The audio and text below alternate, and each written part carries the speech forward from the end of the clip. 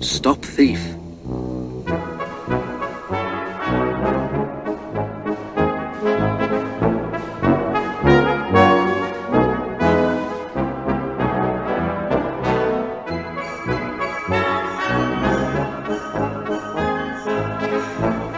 Thomas stood at Farquhar, the top station of his branch line.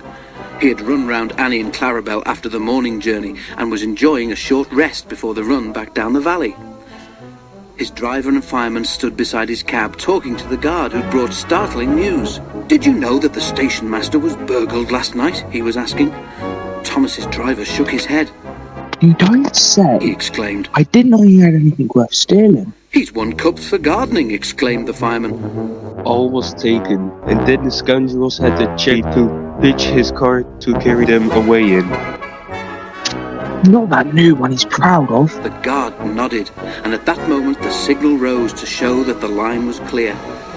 The driver and fireman climbed into Thomas's cab. The guard blew his whistle, waved his green flag, and got into Clarabel, and Thomas set off.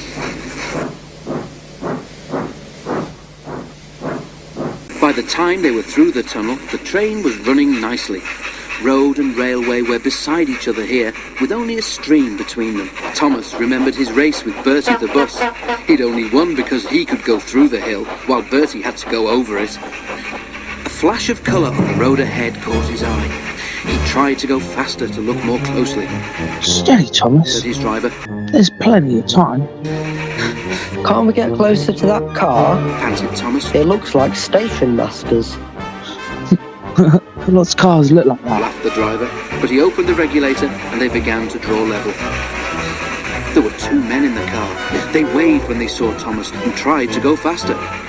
"That's the car all right, Thomas," said the fireman, "and those two must be the thieves. But we can't stop them, and they'll be gone long before the next station."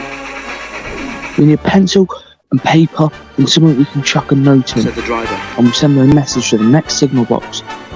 Quickly, he wrote the note, and they put it in the fireman's empty lunch tin. Then, drawing ahead of the car, Thomas whistled to attract the signalman's attention.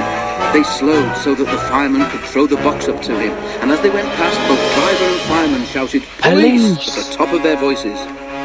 By now, the stolen car had gone well ahead, and Thomas did not see it again. But the signalman telephoned police headquarters at once, and the thieves were stopped at a roadblock about 10 miles further on.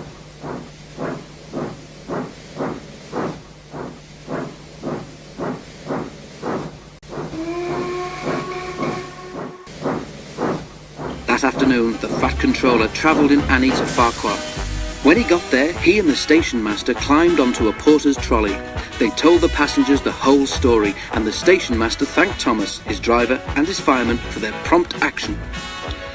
The passengers cheered loudly, and they cheered even more when they heard that the station master's gardening cups had all been found undamaged in a sack in the boot of the car. "A long time ago," said the Fat Controller, holding up his hand for silence, "Thomas showed how valuable he is to the smooth running of my railway. I am sure you will all agree that today he has once again proved himself to be a really useful engine."